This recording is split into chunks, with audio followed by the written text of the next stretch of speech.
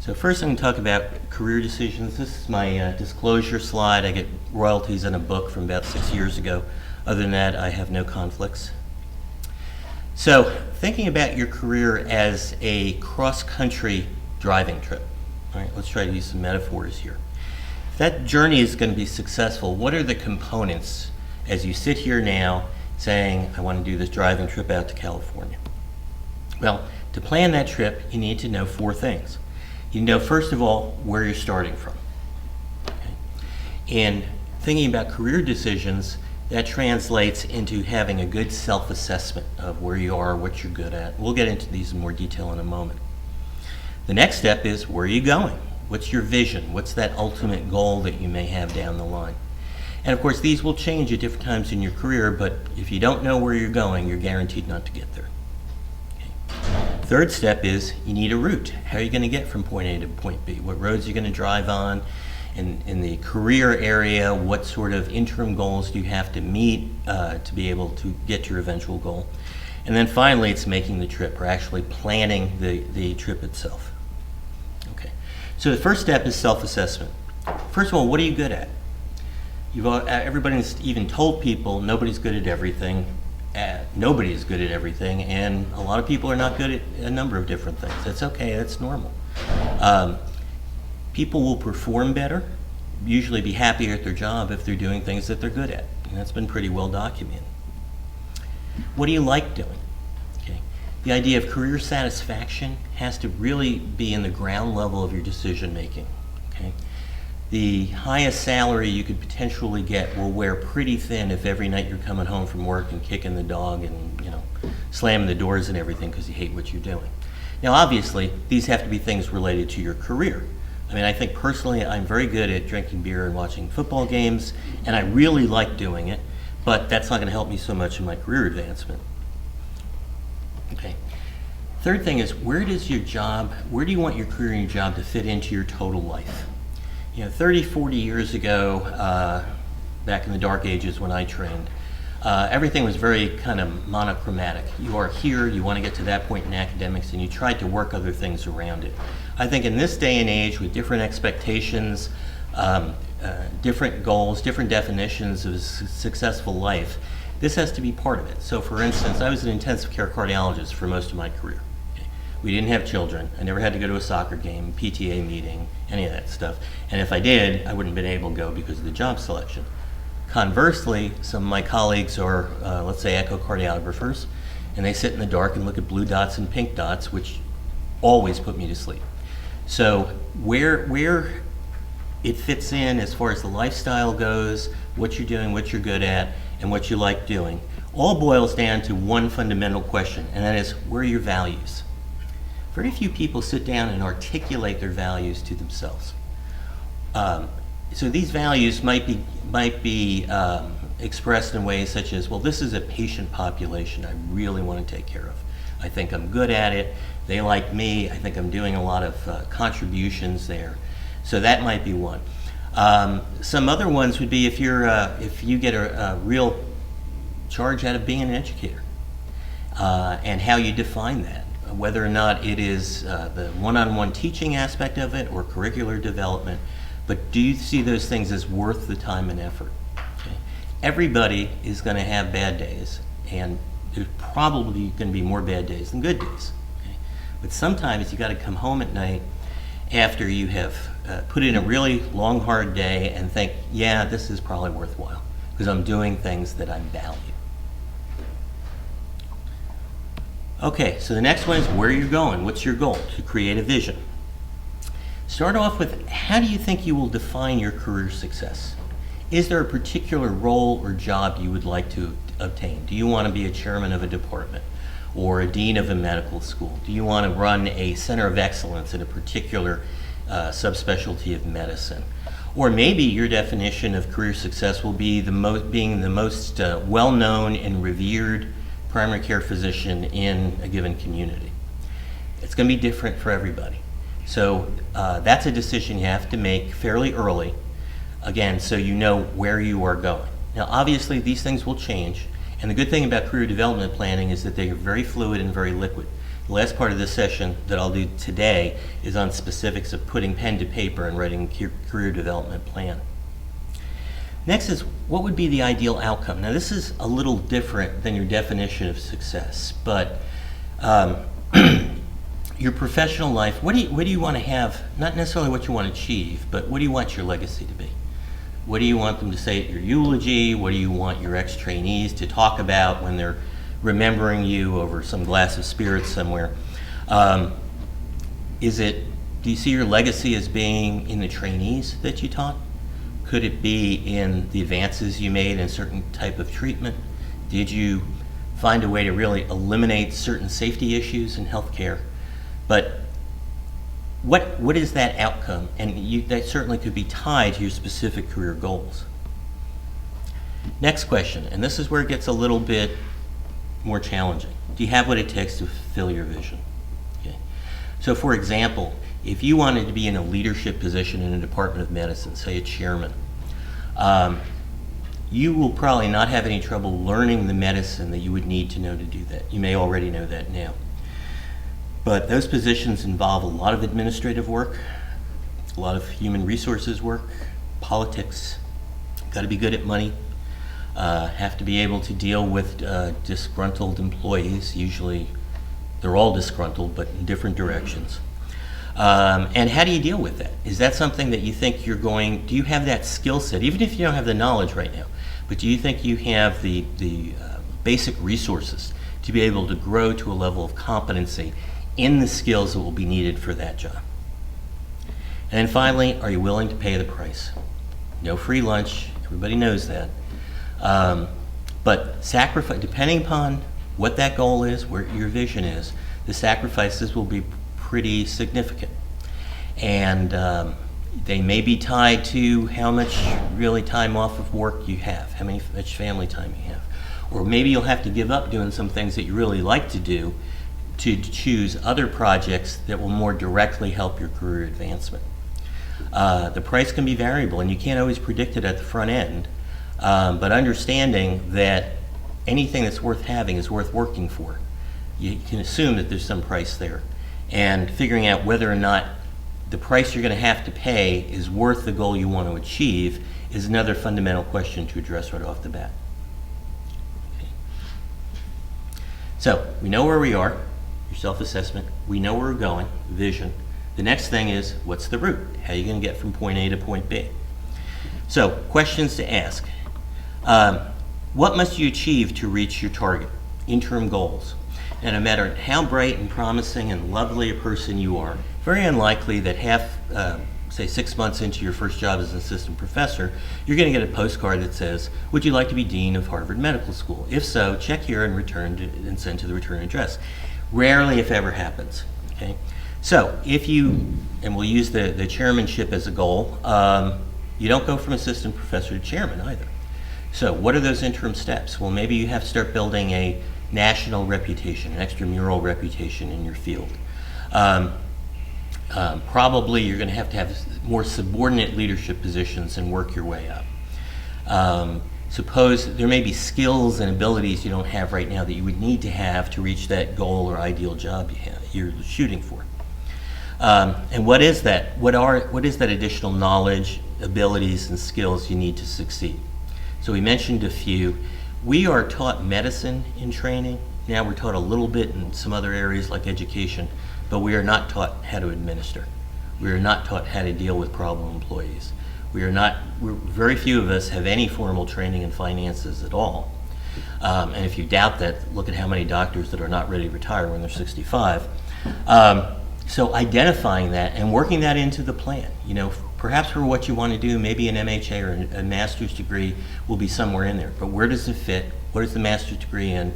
And what opportunities will it open for you that would not be open if you didn't have that degree? What environment is necessary? Not everybody can succeed at every institution. Institutions have very different personalities. It's not just small or large or state or private, but are they primarily interested in research? Is this purely an educational program with research done kind of to meet minimum needs? Is the school there to have a primary mission of providing care providers to your geographic area? Is it a high-powered place where there's a lot of competition? And maybe some of your peers may not be as much colleagues as you want. Figuring out what sort of environment will work for you personally to achieve the goals you want to is also another big piece of this.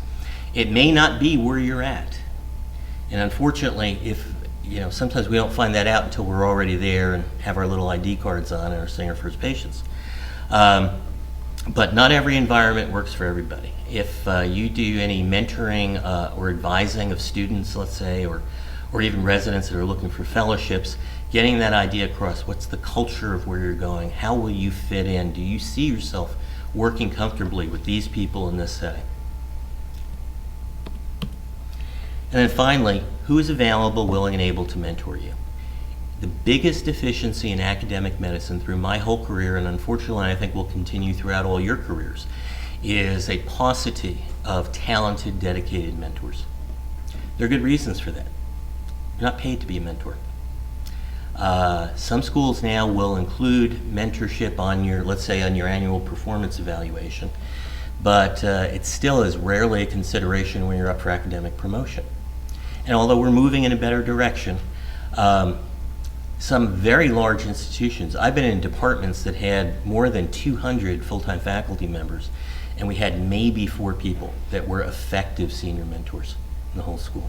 One school I was at, I actually started the faculty development program for the department, and we had mentoring committees for all our assistant professors and most of our associate professors.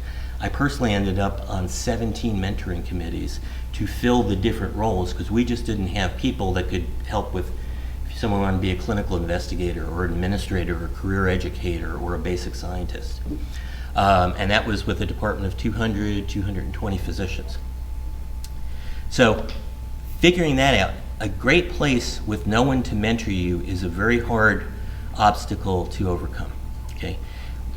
Certainly you can find mentors at other schools, other institutions, organizations like this you can hook up to, but having somebody at that same institution where you can stop by, knock on the door, ask a question, sit down with over a cup of coffee, and who has really dedicated or is willing to dedicate their time and their effort to your career development is a goldmine if you can find them.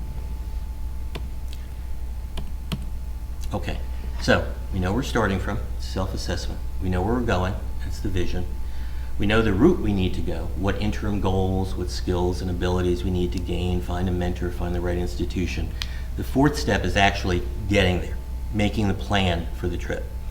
So when you start looking at your career, don't look at it as 30 years, and in 30 years I want to do this. Just like every big trip, you got to break it up into small pieces. In general, think in 2, 3, or 5-year increments, or use natural breakpoints in your career. So if you're an assistant professor now, probably when you're considering getting your packet together for promotion to associate professor, that would be a natural breakpoint. So what do you want to have done before that date when your packet goes in or you become eligible? In other areas which have a much longer timeline, you might want to have several different incremental goals. Maybe something you want to get done by 5 years, something else in 10 years, all leading to that ultimate position that you hope to get. We'll go into some examples and details of this in a bit when we talk about career development planning. You want to have interim goals for each period. Okay? Something that session is not over, that period of your career development is not over until you have achieved certain goals that you have set for yourself.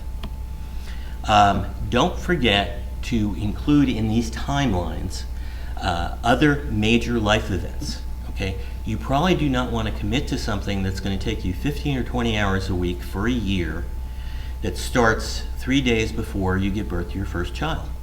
Okay? You might be able to do it, but probably not. We talked yesterday about choosing projects, but this idea of fitting things together into the puzzle. This is why a written career development plan where you can actually look at it and see these things where there might be conflicts in time or effort is very helpful. I use the term global scheduling. I think a lot of people now with the electronic calendars do that. I mean, my dentist appointment, and my ophthalmologist, and yada yada is all on the same schedule as attending on the wards and meeting with the students and giving this lecture. But that sort of coordination, the more coordination and more planning you have, the less uncertainty there will be in going to the next day and the next. Okay. Assess your discretionary time. Everybody's busy. Most everybody feels that they are too busy. Having said that, you'd be surprised at how many little increments of time we waste. As an example, one of my early jobs, I was usually known as a very efficient person. They hired professional managers to walk around with you and give you advice on how to do what you're doing better, and came up with a conclusion that I was wasting 2.5 hours a day. Think what you could do with 2.5 hours a day. So everybody has some discretionary time. It's not always equally distributed. It may be certain evenings, it may be certain weekends, it may be a month when you're not on service, but it's always there. And figure out what it is so you have a better idea of what resources you have available to take on the next project or to go to the next step. Also look for activities that you can get involved in that will meet some of your other developmental needs. So for an example, we usually all have to serve on one or more committees. But maybe you can get on a committee where you also make some research contacts and get involved in somebody with funding, or who's a very good, let's say, career educator, curriculum developer from another department. You can meet the needs of citizenship that you might have for your department or school by working on that committee, but you can also get other things out of it. So that sort of planning can be really helpful because your time and your effort is your currency. That's what you have to spend, and you want to spend it wisely. And also, proportion your time among your activities. Most of us are not just educators, or just clinicians, or just administrators, or just researchers. We all do some mix of at least 2 and often 3 of those things. Well, as you're starting this kind of master plan moving forward, and you're looking at some of the big projects you have to do, you probably don't want to put one whole area of your career on a complete back burner and not look at it for 5 years. So let's say part of your role is to get into a leadership or managerial position in a department of medicine, but right now you want to kind of earn your bones as a educator. You want to work on curriculum development and new assessment modalities. Okay, you don't want to put that administrative piece off completely. Probably having some time still involved in some of those things so you can keep touch, so you know who the players are at your institution. Maybe one way to do that would be to get involved in some specific professional societies where you can keep that line of your career open and keep up to date even if you're not committing a whole lot of time to it. What you don't want to do is end up with too many big projects, particularly in the same area at the same time. From a pure work perspective, that makes sense, but also if you're going to advance in multiple areas, then if one big project may be in an educational arena, and when that one's done, maybe your next one will be in administration, or getting your research lab or your clinical trial center up to speed. But again, having this written plan allows you to look at that so you don't have 3 big education programs going at the same time and nothing for administration or nothing for growing your clinical base. Personally, what I've done for most of my career is I have one in each of the 4 areas. I have one big project. So one in research, one in administration, one in education, and one in some aspect of clinical care. And I don't start another one in that area till one is done. That keeps you from piling up. Those sort of agreeing to do too much sets you up for failure. You all know that, and yet you still always say yes when somebody asks you. And I wish you were all at the talk yesterday, the talk I gave about saying no to your boss. But for those of you who missed it, all these will be on the website shortly with the slides and the talks from both workshops. What are some other things in actually putting this plan to paper? Well, set your own deadlines and stick to them. We all know that everybody has a fairly significant amount of unpredictability in their life. Well, you don't want that predictable unpredictability to translate into a failure. So for example, if you know there's an absolute deadline, let's say to get your abstract in for the next SSCI meeting, okay? Don't make your deadline the same as the SSCI deadline. make it a week earlier. You got a year or 8 months, set it for a week earlier. But for those to work, you really got to stick to it. You've got to say, this is the deadline, and even if you're up all night the night before that deadline that you made. Why? Because suppose you get sick, or your child gets sick, or something bad happens, or your partner is out with an illness and you now have to work that last weekend. That predictable unpredictability you can now handle because you built in the insurance of that extra time. Okay? I have many colleagues that 5 o'clock submission deadline, 4:15, everybody's at the computer, they're all racing around, they're trying to figure out who has the fastest car to drive them all down to the ACC center and get them in before 5 o'clock sharp. Try to leave some uncommitted time to seize unexpected opportunities. Now, we talked about having discretionary time. That doesn't mean you have to commit that. Opportunities never, ever come along when you are waiting for opportunities. They come along when they're going to come along. Okay? And it's very easy to say no. You can all come up with excuses and reasons. Oh, this is busy, that's busy, I don't want to do that. But what you're going to find out is some of those opportunities will never come along again. Or some of them you may not see again for 10 or 15 years. So as much as you are able, try to position yourself, your time and effort in such a way that when an unexpected but really golden opportunity comes along, you can grab it. I'll give you an example from my career. I was a busy chief of medicine at a VA and vice chairman of Department of Medicine. I got invited to be on the writing group, which was American College of Cardiology's first formal document on using troponins. So, big, great thing, but a huge amount of work. Most sane individuals would have said, I'm already working 16 hours a day. I really can't accept this. But that was an opportunity that was not going to come along again. So I took it, ended up using 4 weeks of vacation to actually do my writing for this. But from that, not only did I get that publication, which was a major publication in the field, but the downstream benefits. I've written another dozen papers on using troponins in non-cardiac diseases and predicting outcomes, invited to give a dozen or more talks at national meetings about biomarkers and sepsis and biomarkers and fracture and other sorts of diseases. And had I passed up that opportunity, those 3 pages of my CV would just not be there. So they don't come along when you want to, therefore try to anticipate the unanticipated. And know your discretionary time and try not to be totally 100% committed. Use your mentors, your advisors, use your informational sources. Your generation is blessed compared to mine, where we actually had to go to a library and take out these things of paper. They call them books. They're actually books. And you hold them and you have to go through them. Now you have so much information at your fingertips, and you can communicate with virtually anybody on the planet. Every scrap of information you get to help further your career is another tool in your toolbox. Okay? And I've never met a group of people who like talking about themselves more than physicians do. Okay? So try to make use of everybody who has expertise or might have expertise, or maybe just somebody who's been on the same career path but they've been doing it a few years longer than you have. Every scrap of information helps you to make better decisions. And this whole approach that we're doing yesterday and today to career development really boils down to one thing: making the most informed, thoughtful decisions you can make. It is to empower you to decide what's best for your career. Okay, plan, then plan again, plan some more, take a break, and then plan. Okay. There are very few things in life I think you can say that more is not better. Planning, more is better. And even if that's not something that comes naturally to you, to your, let's say your personality type is not somebody that runs on schedules or has a little blocks on a timeline. But again, without planning, you're minimizing your chances of success. You may not have the resources available when you need them. You may miss an opportunity because you hadn't planned to have time available.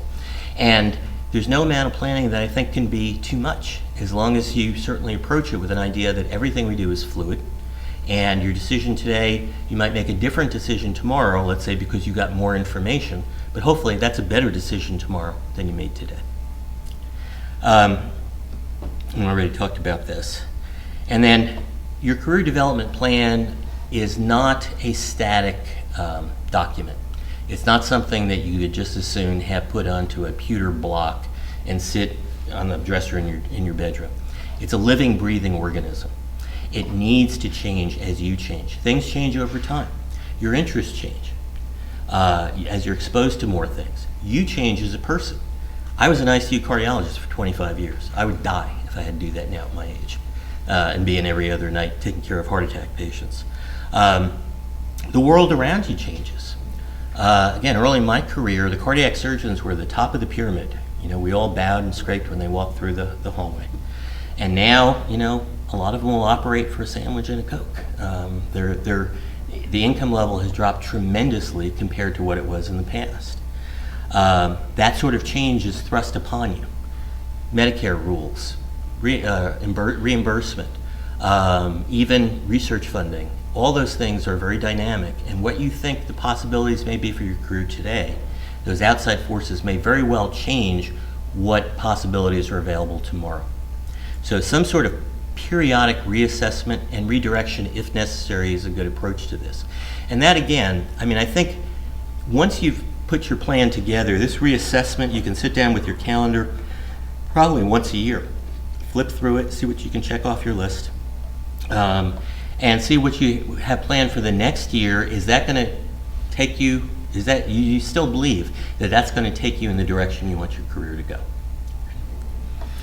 A lot of this does not take a lot of time. It does take commitment to do it, and you have to be willing to be brutally honest with yourself.